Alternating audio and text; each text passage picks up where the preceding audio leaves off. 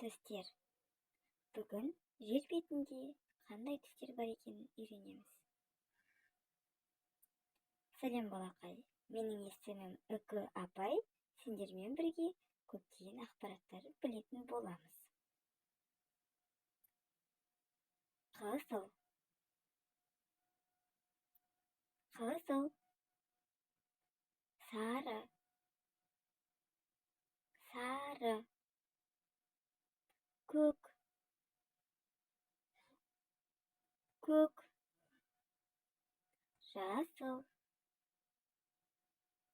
жасыл, қара,